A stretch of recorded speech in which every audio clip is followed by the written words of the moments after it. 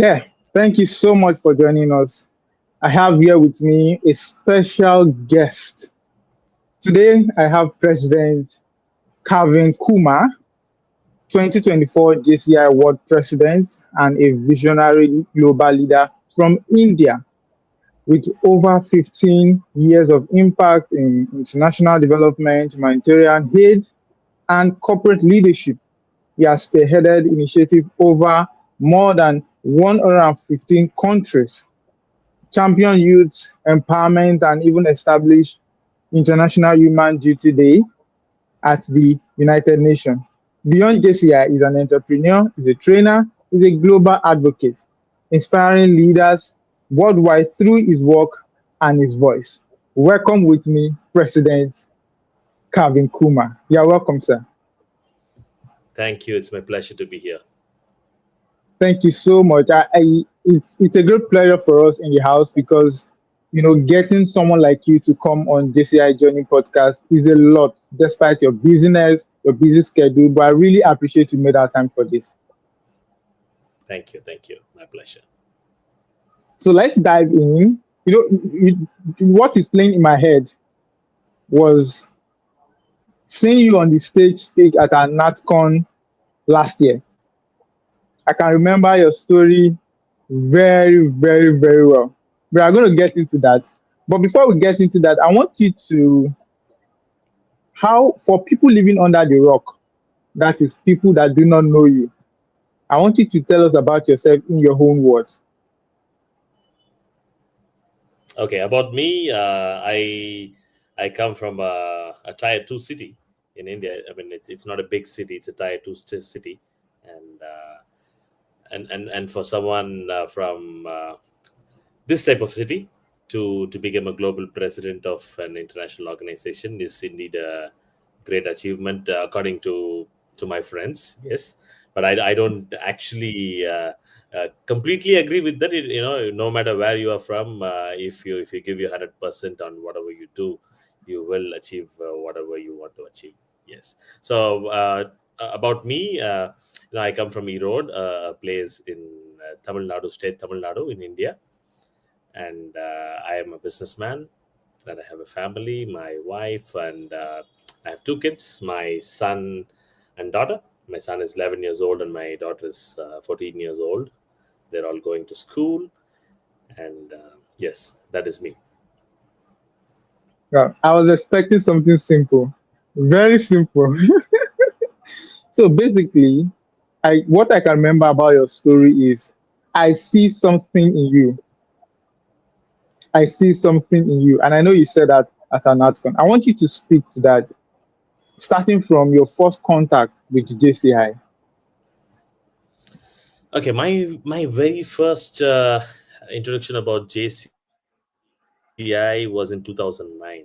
I've heard about this organization before because JCI has a school back in my hometown, and which is a very famous school where about 2,500 children study. So it is being run by a local organization. That is my home local organization now.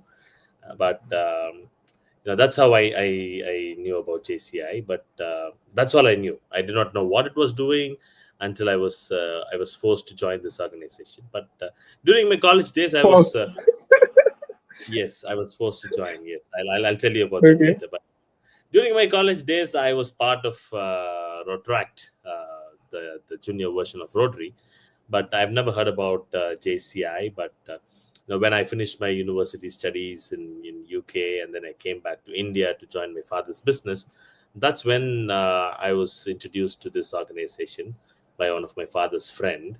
Eventually, it was all set up by my father. So he wanted me to be part of an organization because he was very actively involved with Lions Club. So uh, Wow. he wanted me to join some NGO, and he tried telling me, but I did not listen properly.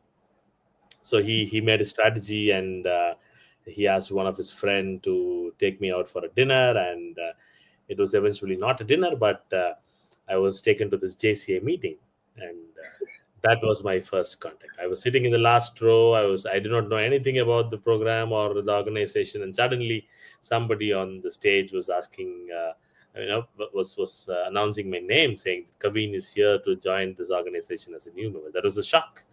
But I had to go to the stage to take oath as a new member because I had to save the face of the gentleman who took me there. So that's how Yeah.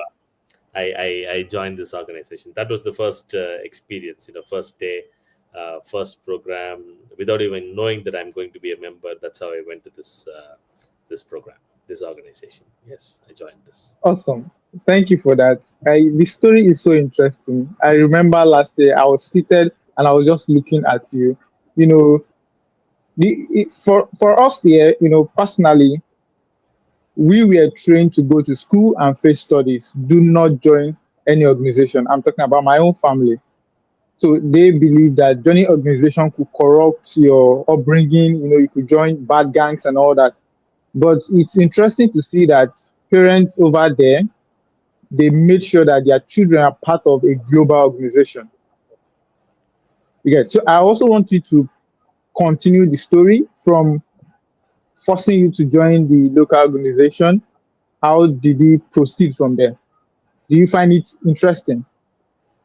Well, to be honest, I was not bothered about the organization after I joined because I was forced, right? I was very angry on my dad that he forced me to join this organization. So I still remember that night, 2009 December 13th, yes. So I went back home and I told my dad that what you did today is actually a human rights violation, that you forced me to join this organization without even asking my permission. So I told him I'm Well, never going back to JCI again. And then he just smiled and he walked away. And I did keep up my words. I did not go to any JCA meeting for the next wow, 1.5 years. 1.5 years. wow, I kept on receiving calls from presidents, the board of directors, project directors. Everybody used to call me, and then I would be like, okay. At some point of time, I thought, okay, I should not pick this call because anyways, I'm not going to go to this organization. So, and then something changed. On one fine day, I got a call from one of the local president of my home local organization. He said, we have a donation drive. The donation drive is about giving library books to a school, and he said that he wanted me to be the project director of that program, which I couldn't say no. I was like, I wow. found it interesting. Okay, a donation Mm, that interested myself to be a participant in that program, and then project director. The word was very interesting, so I thought, okay, let me join. And I asked him what should I do, and he gave me a checklist, and it was interesting. I prepared the things which was required for that particular program, and then awesome. I went there. It was interesting. That was my first entry into the organization, I should say. And after that, the real interest, I got the interest after attending a training program uh, with my wife. It was she liked it, she loved it, and then I started involving myself in different programs. We just wanted a place to go during Mm. the weekends. So this organization gave us the opportunity to interact with new people. So that's how I started involving myself in this organization. Thank you so much for that. But really, let's talk about this. Why didn't you want to join JCI at first? Why? Please come again. Why didn't you want to join JCI at first? Well, I told you I did not want to join JCI at first, right? But after Why? uh, because I did not know anything about the organization. So, I mean, like, not just JCI, even if it would have been Rotary or Lions, I would have still said no, because that was an age where you had an opinion about yourself, thinking that you know everything, right? I was at that Yeah. age that I thought, okay, I know everything. And then when I started involving and something got my interest, and that is when I understood that, okay, there are lots and lots of things to learn, and I don't know anything, and then I have to spend time to understand and learn, and that's how I Oh, started spending time in this organization. awesome. So on this series, we want you to be very relaxed and give us the wisdom behind your growth from joining local organization in India to becoming the world president. There are nuances in between. There's a lot. People like us that are just growing up can learn from that. Looking back in retrospect, how was it like? Well, yes, it's a 15 years, 16 years long journey, I should say, because we this is 2025, and I joined by end of 2009. And if even if you take out the first 1.5 years of no activity, it is still close to 15 years. So Yeah, I should, I just followed a simple rule. When this is basically a quality of mine that when I involve myself and do something, I always wanted to give my 100%. I mm, always aim for perfection. So when I was asked to take up different leadership positions in this organization, I aimed for perfection, and probably that got the attention of people saying that, okay, this person has something in him, maybe he can grow in this organization. So they kept on giving me responsibilities, and I kept on accepting the responsibilities. Sometimes I also did not know how to say no. I had to accept everything, and that was overwhelming also sometimes. Looking back now, I have no regrets, but yes, I did accept a lot of things which I could have said no, but at that point of time I did not know. But giving my 100%, I aimed for perfection. That was one secret. But mm, there were many people like me, not just me, but to grow to this position, the JCI World President is a unique position. yeah, There are many people who have lots of better qualities there than me, but they did not end up to become the JCA World President. And, you also have to have the luck factor sometimes, but that's only a small portion. But you have to give your best, and people must recognize you, and that's when magic will happen. yeah. So while you were talking, I heard you talk about giving your 100%. And I can remember that you were married at that time. Did that not affect your family? Looking at JCI, you travel a lot, trainings, programs. Can you speak to that?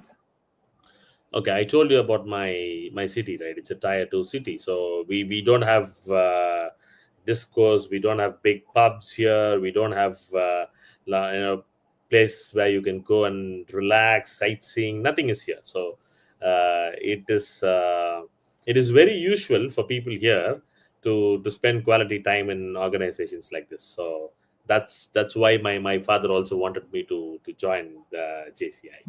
So yes, that's how I ended up involving myself. Can you come again with the question? I forgot your question. What was that? Yeah, I was asking if it affected your family, giving time to Family. JCI and your family. Okay. So I told you it's a very small place. So I went to every meeting with my family. So they also traveled with me Oh, wow. in the beginning, but at some point of time, yes, they had to miss me. I had to miss them. I had to travel a lot.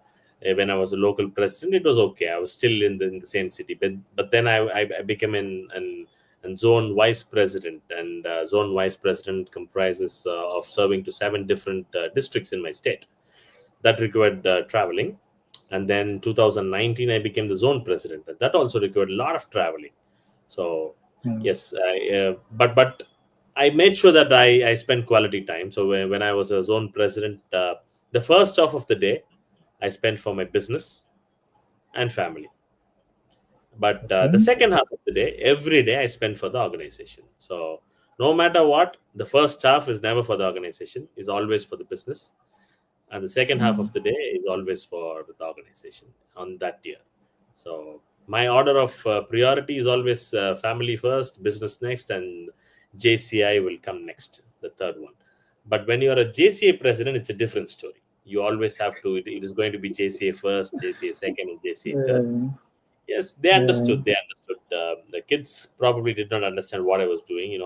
Last year I traveled a lot, and I spoke whenever I spoke to my kids, my daughter kind of understands what I was doing, but my son was like, okay, do whatever, I don't care what you do, but when are you coming home? This is the only question he'll always ask. When are you coming home? Wow. My travel schedule will be like, I used to travel for 3 months, 4 months together, and then I come back home. Initially, I planned in a way that, three at least twice in a month I decided to come back home. But then when I came back home, I understood that I was disturbing them, and when I went out of the country again, for them to adjust and not miss me, that took a couple of weeks for them to adjust. Mm, So then I mm, decided, okay, let me not show up for 2 or 3 days. Let me travel and not disturb their schedule. Yes, it was mm, difficult. yeah. It needs lots of compromise. It needs lots of support from your family. For my business, my father supported, my brother supported. Without their support, I couldn't have done this. I couldn't have never even imagined about doing something like this, because I was out of my business for what, close to 2 years, 2.5 years. I was there, but I was not there. You know, uh, Mhm. Spending half the day is like I was still there, but there are, if you're a businessman, you have to be there 24 hours, no matter what. So Mm, they always covered up for my absence, and that is why I'm able to come back after 2.5 years of traveling, and go sit in my office, because they took care of everything and everything is in order. yeah, So support of yeah. family is very, very important when you're doing something. Very, very important. So, looking back now, what's your best memory during your period of traveling around leading JCI? What was your best memory that can never leave you? I would say in a personal memory, and also in terms of the organization, I would say, um, in 2024 we did something for the first time. Never Okay. before in the recent history. I say recent history because this organization has a history of 110 years, and you never know what happened before 50, 60 years. So, in the recent history, this organization never had so many initiatives, and that is Mm, something which I'm very, very proud about. So we introduced 24 new initiatives. So all those 24 new initiatives, right now you see this backdrop. I'm sitting in my table. This is where I sat down for days together to compile and write all those initiatives. It is not something I know it came out of my mind, but it was a document compiled. I took out the initiatives from different countries. Nigeria, for example, I wow. took out the JCI Collegiate, that became the junior club. So there are Yeah. so many initiatives like that. So 24 new initiatives I introduced for JCI is something I'm very, very proud about. And if you will ask me, name one, I would say I'm very proud about Human Duties Day.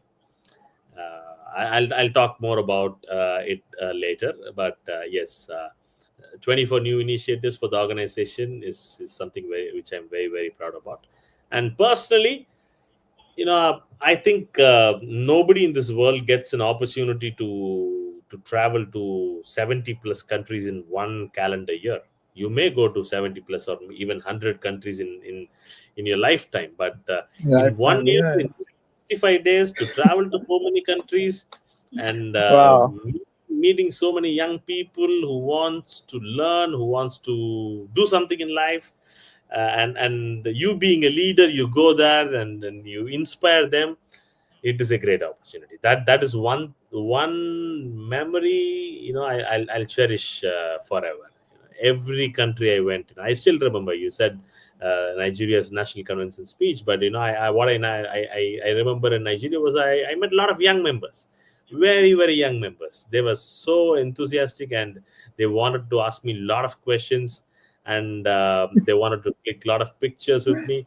But I Yeah. understood. Yes, they are searching for answers, and they're searching for answers for a lot of questions they have as a young person. So this happened to me in 70 different countries. So I was so happy to do that. That is something I'll cherish Wow. forever. Wow. Thank you so much for that. That was huge. Um, so while you were talking, I was just thinking about a lot of things, and then I wish I could be in your position. I don't know how you feel right now going through all those stages, but I also know that there are experiences that were not palatable. Can you remember one or two of them that you felt you can't take this any longer? You can't hold this together. That almost tore you apart. Can you share? Well, i- to my knowledge, I don't exactly remember anything particularly that I couldn't do. But yes, when you travel, you don't sleep properly. You don't sleep properly. And at the end of the year, somebody asked me, "Do you want to do this again?" I was like, I'll seriously have to think about it, because it really takes a toll on your health. You don't have time to exercise, you don't have time Yeah, to sleep, you always jump between different time zones. And people ask me, okay, how's your jet lag? I told them, I live in a no time, I don't have a specific time zone. I keep jumping from one time wow. zone to another. So that is something that I cannot do it again, because no sleep, and you land in a country sometimes without sleep. You land. I've had instance where I got ready in the airport, and then I went straight to the meeting after an overnight journey. I just had to prepare Yeah, myself at the airport, wear my suit, go out, get into the car, go straight to the meeting, give speech. So these things, it was enjoyable experience, but definitely you cannot do it again and again. so if you are given the opportunity, you won't take it. Yes, but people, coming from India, people have this assumption that Indians don't eat certain food. Indians are mostly vegetarians, but I was exactly the opposite to what the usual Wow. Indians do. I eat everything. That's something which I told myself, that Kaveen, you're going to travel the world, and it is one good opportunity for you to enjoy the local culture, local experience, and local. Talking about local experience, every culture is connected to the food. So Mhm. if I go to Nigeria and if we don't eat spicy food, then that means that I did not enjoy Yeah. Nigeria and I understand Nigeria to the fullest. So I said myself that, Wow. okay, you're going to eat everything, whatever is served on your plate, you're going to eat. And I did had some weird stuffs you can not even imagine. They did serve me. So do you remember the name of the food you had when you came to Nigeria? I had the spicy goat head. Wow. Yeah, that was good. That was Correct. really. That's correct. Wow, awesome. I know you mentioned that your country is you came from a very small city, but I know it's still within India. Can you tell us about India? Some of us we've researched about it, but we've not been there. Can you give us a taste of what it looks like? Okay, India, if I have to compare, I would say India is like Europe. Europe has different countries, different cultures, and they speak different language. Same is India. India is one country, but we have different states, and every state speaks different language, and every Wow. state has different food and different dress as well.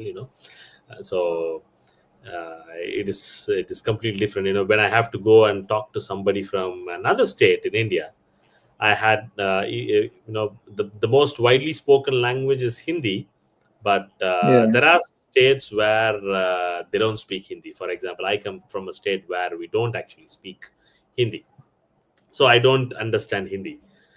When my prime minister speaks, I don't understand. I just have to go for translation. So when I have Wow. to go and speak to people from different states, I use English. So it is a very unique country. You'll find unique culture. We have close to 200 plus languages here. Wow. That's It, like it's Nigeria. Yes, it's a big country. It's a big country. I haven't explored it Wow. yet. I've been to parts, but not completely. Awesome. So talking about India, do you see opportunities for Nigeria to partner with India? Are there ways we could, collaborate or probably do something with people in India? Yes, I see a lot of Nigerians here. Even in my hometown, there are a few Nigerians here who come here to study.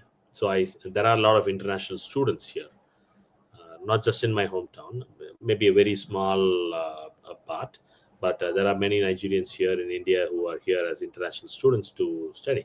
And speaking about Nigeria, speaking about Africa, India has particularly a lot of interest in Africa, and we do a lot of business. If I'm not wrong, we do a lot of business, import export to Africa. And yes, So Africa has a lot of potential. It has a great future. In my experience, when I travel, I understood okay, Africa has a great future. We just have to streamline things and make sure that everything is politically aligned, and then there's no stopping. Africa is a big continent, and yeah, there is a lot of opportunity, hell a lot of opportunity. yeah. So talking about opportunities, we have Gen Zs here that want to work remotely with people, and I'm sure many JCI Nigeria member will be watching this. They want to work remotely with people outside the country. Do you think that opportunity is there for some of our people to work remotely with some of your people in India? It is possible. It is possible. Now you have a lot of things working digitally, and I'm sure there are a lot of opportunities. Yes, it is possible, and things are changing quite drastically, and there should be different opportunities. I'm not able to name the opportunities, but there should be many. So you also mentioned that you had to leave your business, to attend to JCI matters. I'm sure JCI impacted on your business. I wouldn't say negatively because we are not available, but are there ways JCI also impacted on your business positively? Yes, I was able to implement a lot of things which I learned from JCI. I was able to talk to my, we have a lot of staff members working in our company, and during staff meetings, I do used to struggle at the beginning. In 2009, 2010, I used to struggle. I always take a back seat. I always allow my dad to take the lead, but then this organization gave me the confidence. This organization gave me a lot of ideas to implement a lot of strategies and systems in the business, and JCA gave me a lot of friends as well. So, of course, yes, a lot of connections, a lot of business, a lot of things did happen, and I did implement a lot of things which I learned from this organization. Yeah, so I know you've met several people around the world. You've connected several minds. You probably might not be able to remember some of them, but the ones you still keep contact with, how are you able to maintain the relationship to make sure that it is solid and it is profitable at both ends? Well, when you travel to these many countries in 1 year, and every time you land in a country, you don't know what you're doing. Of course, you have a schedule, but it is very, very, very fast. You'll not even have time to ask the name of the person whom you met. So it is really, Yeah, really difficult to maintain the relationship. But of course, people connect me in LinkedIn and Instagram, and they do write a lot of messages because you told me that you saw me in Nigeria, but I don't remember because I saw a lot of people, right? Uh, if you did not mention it, I wouldn't have known that we met. So, yeah, but yes, there are certain people whom you will definitely have a good rapport, uh, namely the national presidents and the national, some of them from the national board. Those people will always be in touch with you. And I have very good national presidents who are my good friends, very good friends now. yeah. So the purpose of this series is to, can you hear me, sir? Please confirm if I'm still audible.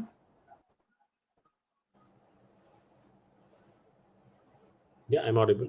Okay, am I audible? Yes, I can hear you. Please confirm you can hear me. Yes, yes, I can hear you. Yes.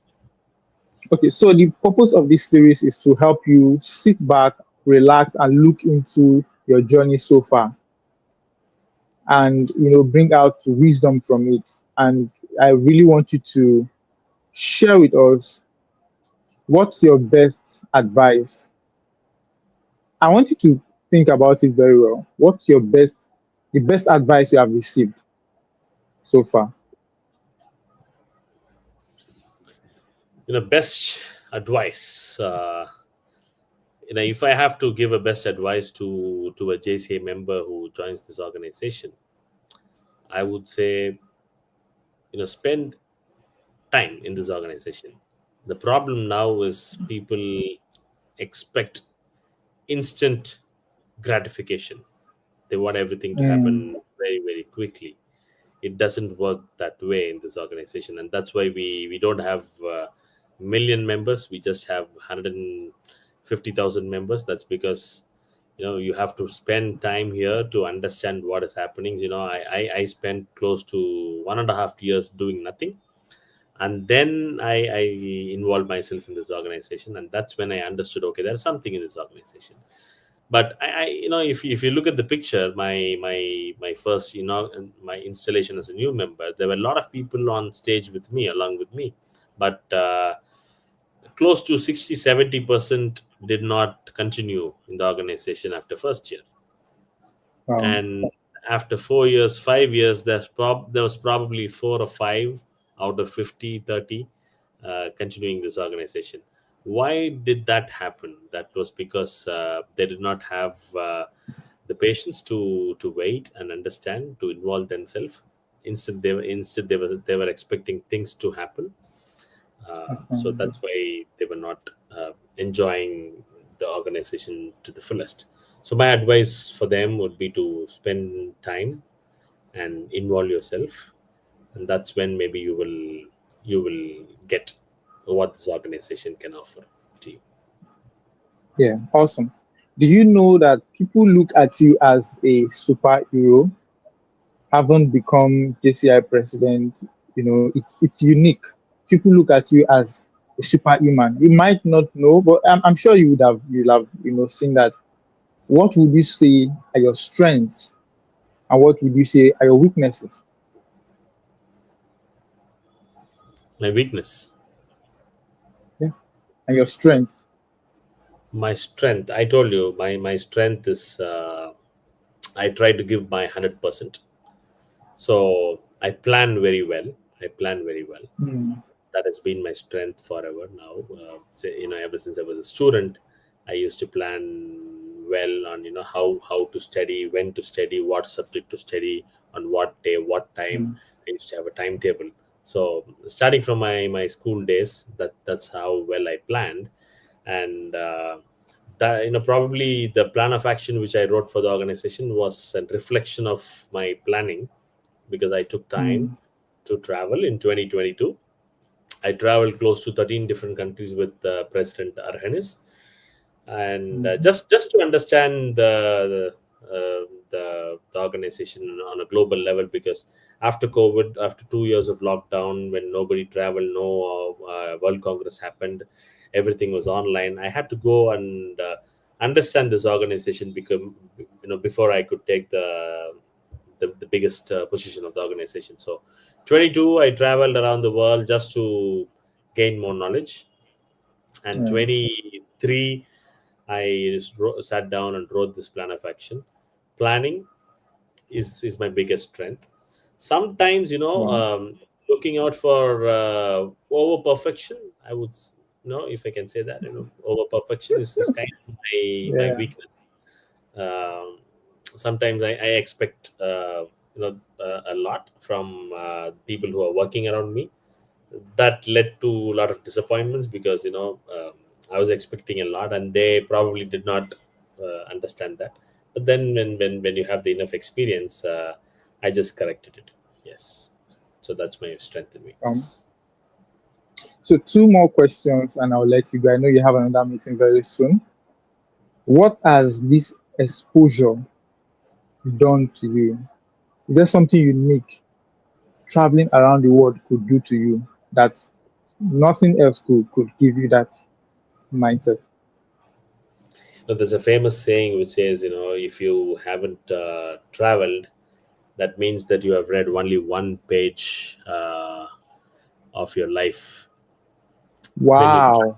lot when you travel a lot, you understand more about life, you understand a lot of things which cannot be explained. So I'm still reflecting, because I did not have the time to sit down and reflect what actually happened, what I actually did last year, because it was meetings after meetings. You just sleep, wake up, you land in the next country. So that's why I decided, okay, I will record all the things which I do last year, which I did last year. So I am on the verge of completing my book, which will very soon Wow. be published. So Okay. in that book, I've written extensively about the food I had, the learnings I got, the people I met, the culture, the experience. Everything has been mentioned in the book, but it really gives you a different perspective of Yeah. life. Yeah. World is big. You just cannot constrain yourself in your hometown, your home city, and thinking about a lot of petty issues. Life is big. Yeah, but the world is big.